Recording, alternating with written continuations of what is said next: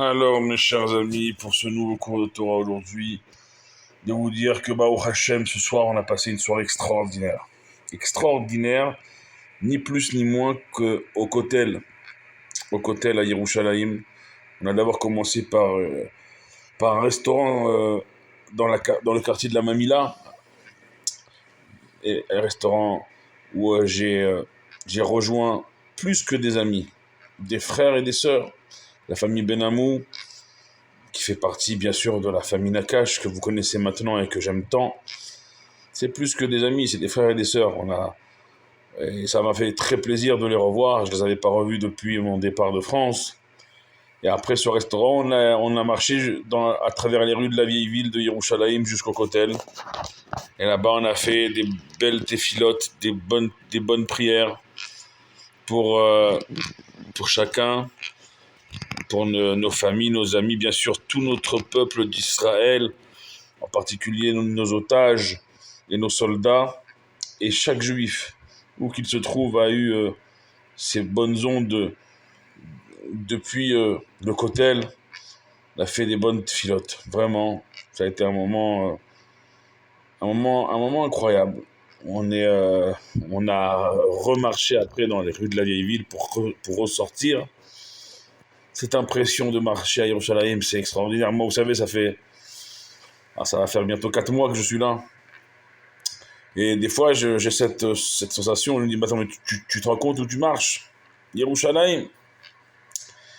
Et ce soir-là, on a été à l'endroit le plus sacré de la terre tout entière, le Harabaït, le mont du Temple. On ne peut pas être plus proche du Big Boss qu'on l'a été ce soir.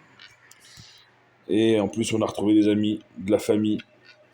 Ah, vraiment, c'est des bons moments et j'espère qu'ils sont bien rentrés, pour tout vous dire. J'espère qu'ils sont bien rentrés. J'espère que vraiment toutes leurs prières elles vont être exaucées. Je les ai bénis comme je vous ai bénis.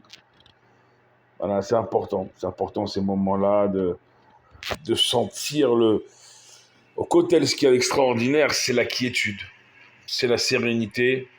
C'est ce que je leur ai dit à mes chers amis avec qui j'étais ce soir.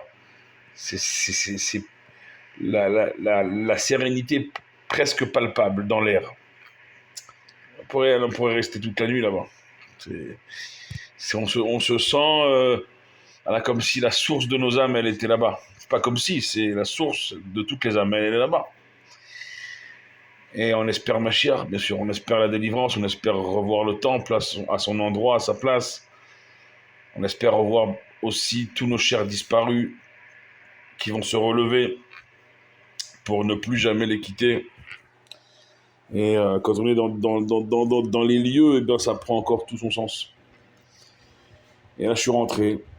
Je me suis dit, il faut que je leur enregistre des mots de Torah. Comment j'ai été à l'endroit du Beth Amikdash et je rentre et je leur dis pas des mots de Torah, Chas v'Shalom. Donc là, il faut profiter. Comme j'ai dit hier, dans un cours précédent, j'ai dit il faut savoir apprécier. Apprécier. Voilà, une soirée au Kotel avec ce que je considère comme ma famille, ma deuxième famille, mes frères et mes sœurs. C'est ça.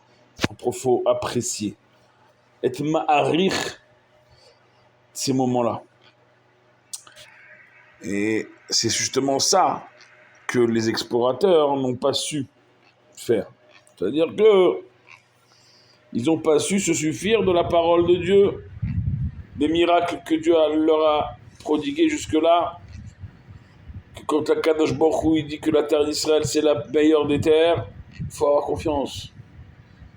Il faut avoir confiance. Pourquoi? Parce que tu n'es pas quelqu'un qui découvre Dieu aujourd'hui. Tu es quelqu'un qui a cheminé avec Dieu pendant 40 ans dans un désert avec tous les miracles que tu as vu, la mer qui s'est ouverte, et la manne, et la nourriture, et l'eau, et tout. Tu avais tout. Tu n'as pas confiance. Ça, vous savez, ça nous arrive à tous. Ça nous arrive à tous. D'être dans le débat, d'être dans la critique. Mais aujourd'hui, si on transpose la situation de nos ancêtres qui sont aux portes de la terre d'Israël et qui quand même ils veulent envoyer des explorateurs. Et on la transpose à notre situation aujourd'hui. Bah nous aussi on est face à la terre d'Israël, qu'est-ce qu'on fait? On attend que les extrêmes passent en diaspora pour... Moi ce que j'ai dit ce soir, phrase que j'ai dit, je souhaite de tout mon cœur que tous les juifs du monde ils aient encore et toujours le choix de, de revenir à la maison en Eretz Israël ou de rester. Que vous ayez toujours le choix. Chas v'shalom d'arriver un jour où vous n'avez plus le choix.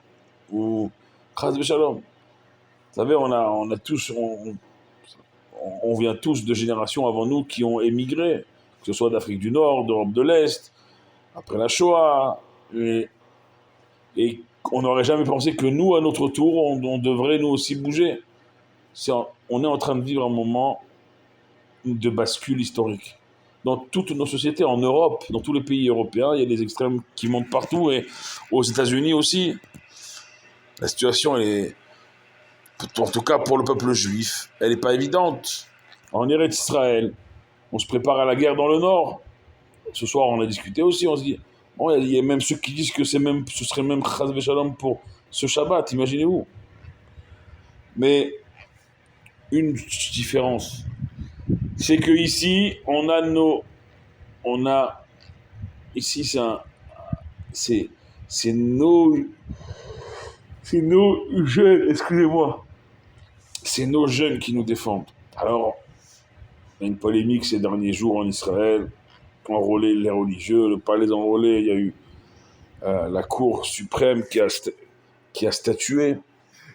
Elle a statué, elle a dit il faut enrôler tout le monde.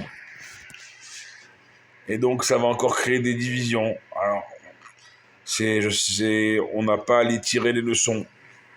Les terroristes, ils n'ont pas, le 7 octobre, cherché les religieux ou les laïcs. Ils ont d'Afka même des juifs laïcs et de gauche et pour la paix avec eux qui les faisaient travailler. C'est eux les premiers qui ont été massacrés parce qu'ils étaient juifs. Point à la ligne. Religieux, pas religieux, ils étaient juifs. C'est ça que l'ennemi recherche. Et nous, entre nous, eux, ils ont compris qu'un juif, c'est un juif. Et nous, entre nous, un juif, c'est deux avis.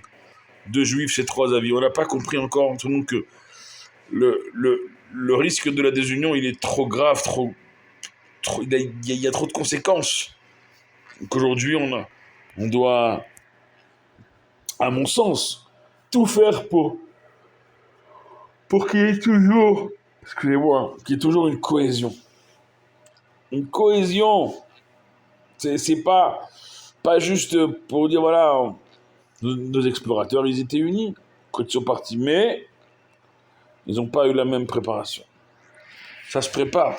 Comment tu vois un juif? Comment tu le vois? Ça se prépare. Comment ça se prépare? Alors le Rav Amselem, il est venu aujourd'hui nous donner chiour au travail. Et il nous a donné chiour. Et il nous a dit comme ça. Il nous a dit Aïn Tova et Aïn Ra. Aïn Ra, le mauvais œil, le mauvais regard, mes chers amis. C'est ce qui entraîne le Ra, le mal. Tu vois mal, tu apprécies mal les choses, tu parles mal. Ça entraîne que le mal. Tu n'es jamais content et tu t'énerves toujours plus et ça provoque autour de toi une réaction similaire. Et donc, tu cultives ce mal par ton regard sur la vie, ton appréciation mal.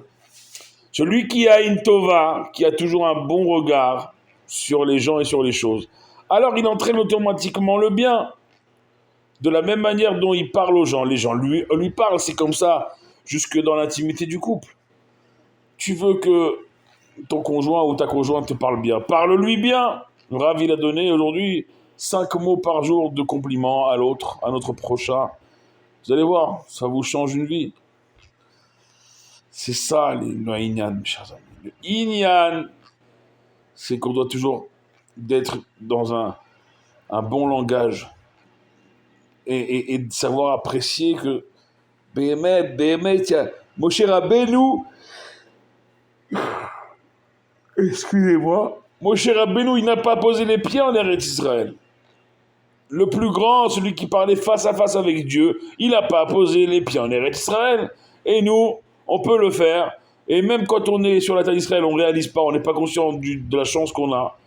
Et quand on est en dehors d'Israël, on dit ouais, mais tu comprends, mais papa, Moshe Rabbeinu, il lui a été interdit l'entrée alors que c'est Moshe Rabbeinu. Toi, tu peux y aller, et tu hésites jusqu'à ce que tu n'aies plus le choix, Chas Shalom, ou alors ceux qui y sont, comme moi et uniquement moi, on réalise pas. Moi, je vous ai dit, moi, hier, voilà, ce soir, soirée Kotel, demain soir, Fabregen, et probablement, comme tous les jeudis soirs, Rachel Imenu. Ce que je réalise, je ne réalise pas.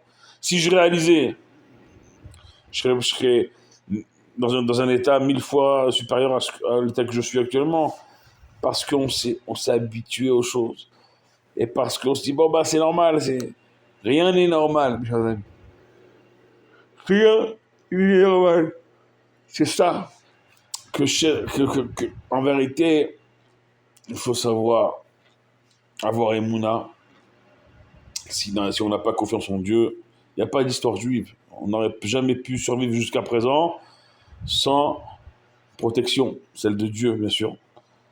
Et encore une fois, attention au lashon hara, attention à mal parler, et au contraire à bien parler à tout le monde pour qu'ensemble, on se rejette des gentils mots. C'est pas bisounours, hein, c'est on cultive ce Aïn Tova, ce bon regard qui va amener, comme en moins d'un clignement d'œil, la venue de Mashiach Tzidkenu, la résurrection des morts, la reconstruction du temple. Amen, Kili Ratson. Priez pour nous comme on prie pour vous.